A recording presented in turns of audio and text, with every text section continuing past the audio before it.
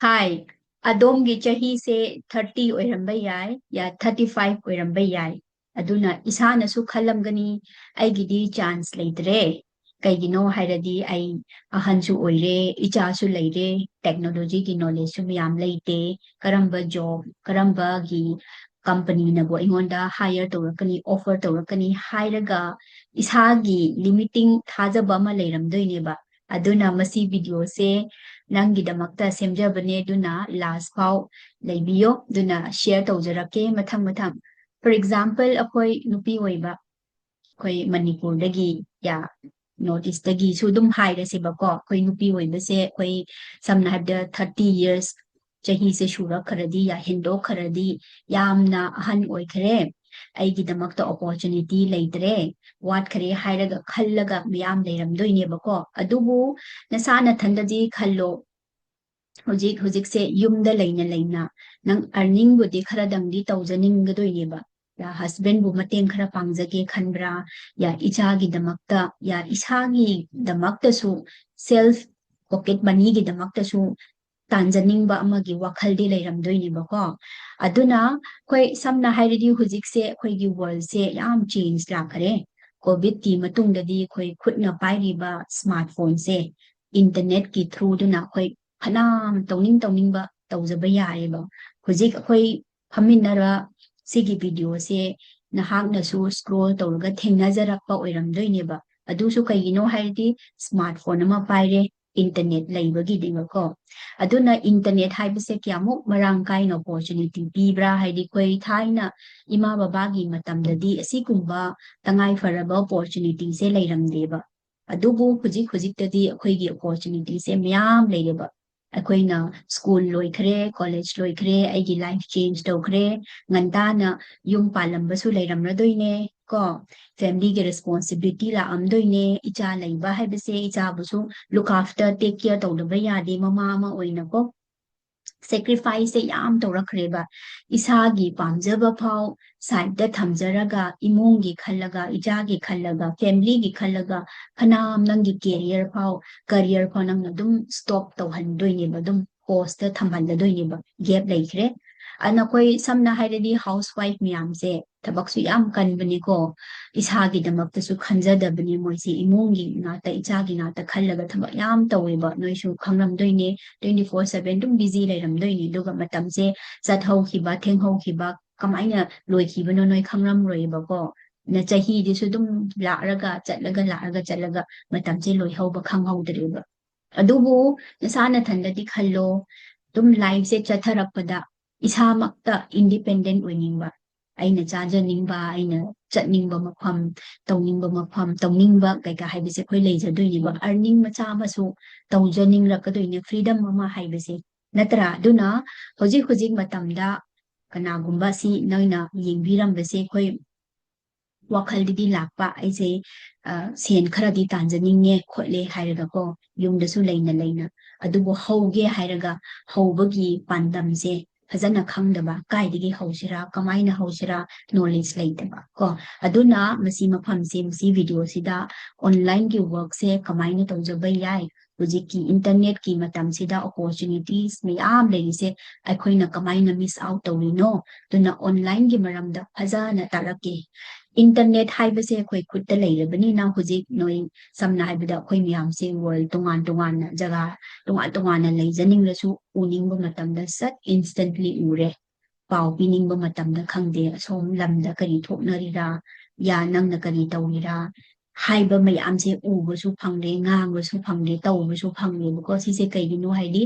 ꯏꯟꯇꯔꯅꯦꯠꯀꯤ ꯑꯣꯄꯣꯔꯆꯨꯅꯤꯇꯤꯁꯅꯅꯦ ꯑꯩꯈꯣꯏ ꯏꯃꯥ ꯕꯕꯥꯒꯤ ꯃꯇꯝꯗꯗꯤ ꯂꯩꯔꯝꯗꯦꯕ ꯑꯗꯨꯅ ꯀꯩ ꯑꯣꯄꯣꯔꯆꯨꯅꯤꯇꯤꯁ ꯃꯌꯥꯝ ꯂꯩꯔꯕ꯭ꯔꯥ ꯍꯥꯏꯗꯤ ꯈꯨꯗꯣꯡꯆꯥꯕꯁꯨ ꯌꯦꯡꯁꯦ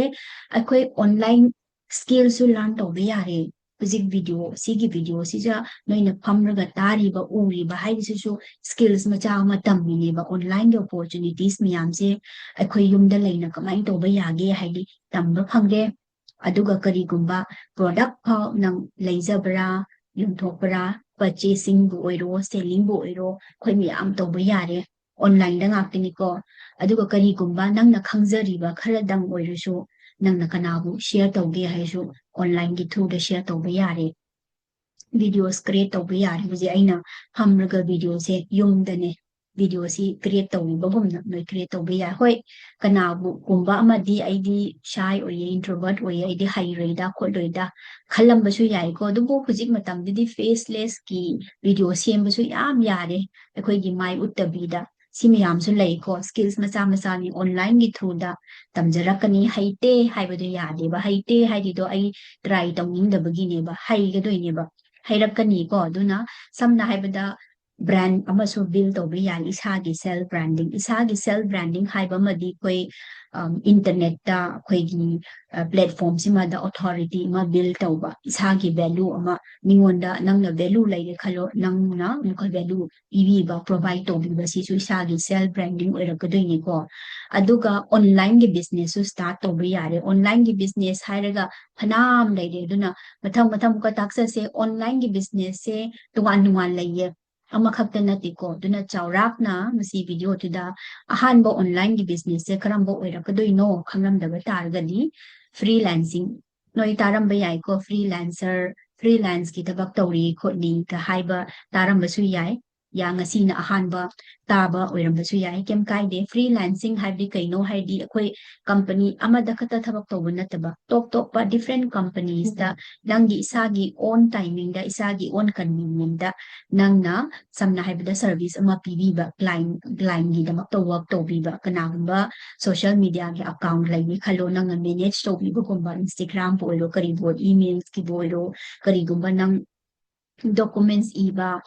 ko emails writing to biba ya poem kumba ya wari iba haiba si busu leire aduga design kumba samna habi YouTube da su koi design thumbnail diga leide na ko Canva daga use to ga si maksu nang na to biba hairedi freelancing ki example da lakani ba duga kana gumba gi video sima nang na editing to biba color khra happy ba contrast biba font kai ka semdok biba simyam se nang na mi amagi damak nang na tawbiba yare ba dudagi na so nang lise payment se lakani ba nang gi khuthang gi matung ina sima sina freelancing ko online business oira kudoi ni ko ani shubana karino hedi online teaching naha samlap na haibda English khangram ba ya doi ni ko nang English khangram doi ni ba nang English khalle khangye khallo ya kari gumba subject ta nang gi specific oire ya maths nang khangye anamba na di maths se angka khotpa khatpa ga haiba se wajaba difficulty lai bani ba nang na takpi ba ya re kari gumba nang cooking ko khoi insang thongba chak thongba ga haiba se khoi lam tungan ba leijara so ahaw badi pamjaba ngakta ni ko na recipe gi boiro nang power doine famous ko ira doine viral ga chatla doine nang gi cooking gi skills nang gi knowledge nang gi recipe miyam se mathang transfer to recipe miyam se online teaching gi through da na hang na bisa su tanja ba yai ba ko music rom da boiro isai sakpa haiba isai ithok ba haiba compose to ba haiba sajan ba haiba ya kari gumba khucha haiba haitare bag gumba chaba haiba ya phi chaba haiba loan ba haiba stitch to ba haiba si miyam je leire ba na online gi teaching gi rom da su nang onja ba yare duga content creation hairedi buji hak na su content create to ni ba ko YouTube ki through the oiro Facebook ki Instagram ki platform miyam leire si gi through da su na hak na video ma semjaraga sumai na content na sa ki mindset ki bu oiro opinion bu oiro hoji ki thauram sida nang nangang thokning ba si miyam se sida gi so nang personality su grow to gani nang gi nasai na self branding haibedo nang gi tunga na brand su build to ro do ni ba consistency da tawba tabani ko effort si thada doini aduna si miyam se online business se isagi matching oibra oidabra si sunoina khanga doini ba ko nang ko choose to wo karamba aigi skills tu ga chanabra aina interest to aina learn to bada si miyam su yam leiye ba ama sina affiliate marketing kaure affiliate marketing sina kamain to bra haidi top company gi products leijaram doine ko basic business to riba miyam se products na traga service ti leiba ngaktane ba aduna affiliate marketing da haidi atop gi company gi products to na hakna share to biba ya recommend to biba use to hanba adu gi return da nangwanda commission se la doine ba ก็ยานตาเด้มาทั้งดนั้น network marketing network marketing ที่นักกรีโนให้ดีนะซานะตันดานังซัมนาให้ดีมีอมาบุมาติงปังบ่ได้ enjoy ตบะเราจะบาปามจะบา passion นะมาอวยบะมีมาบุสุมาติงปังบ่ opportunity ชู share ตบะ through product เซนัง season นะเรนังวันดาอภาบะอปามบะ benefit value สิพังเดนังยีมาริมาตาจะชู share ตบิบะ customers build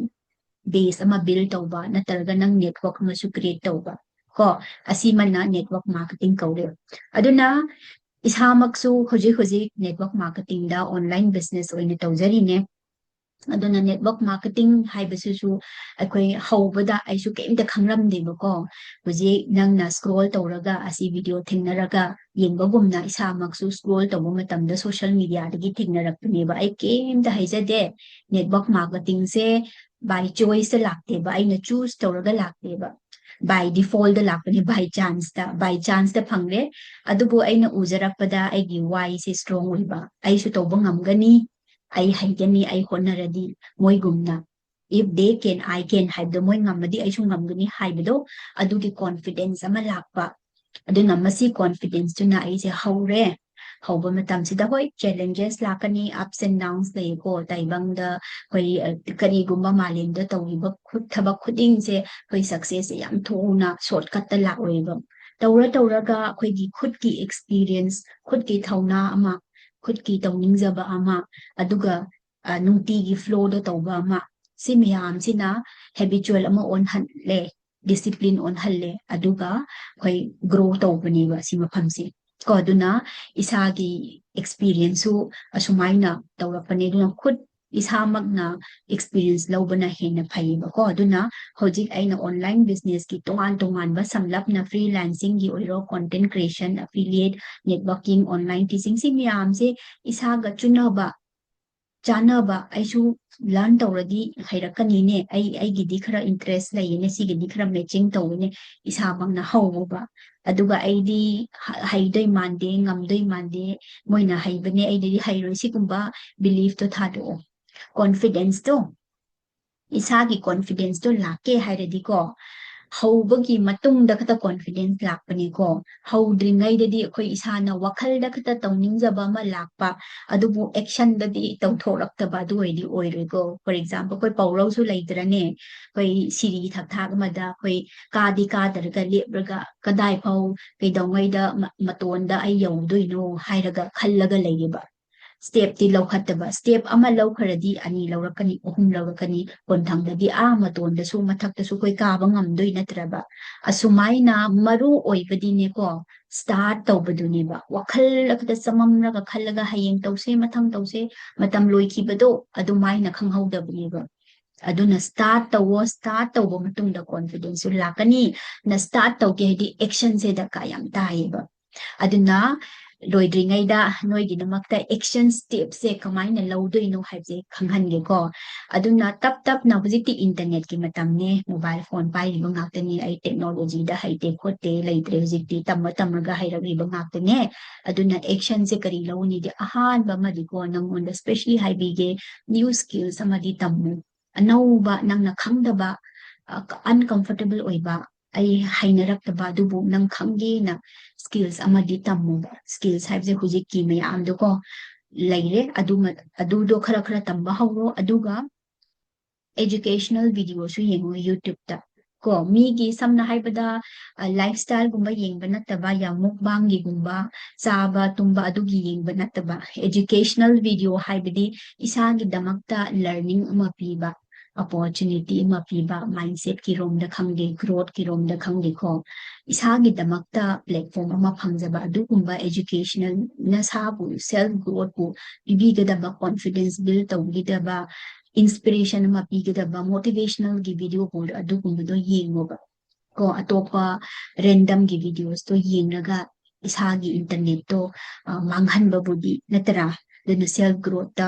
ꯗꯥꯏꯔꯦꯛꯁꯟꯗꯨ ꯄꯤꯌꯣꯕ ꯑꯗꯨꯒ ꯀꯅꯥꯒꯨꯝꯕ ꯕꯨꯛꯁꯨ ꯂꯩꯖꯕ ꯇꯥꯔꯒꯗꯤ ꯄꯥꯕꯤꯌꯨꯕ book ꯍꯥꯏꯔꯤꯁꯦ ꯑꯩꯈꯣꯏꯒꯤ ꯀꯣꯂꯦꯖꯀꯤ ꯁ꯭ꯀꯨꯜꯒꯤ ꯕꯨꯛꯇꯣ ꯅꯠꯇꯦꯀꯣ book ꯍꯥꯏꯕꯁꯤꯗꯤ ꯑꯣꯊꯔ ꯑꯃꯅ ꯃꯥꯒꯤ ꯂꯥꯏꯐ ꯑꯦꯛꯁꯄꯤꯔꯤꯌꯦꯟꯁ ꯈꯪꯗꯦ ꯃꯥꯒꯤ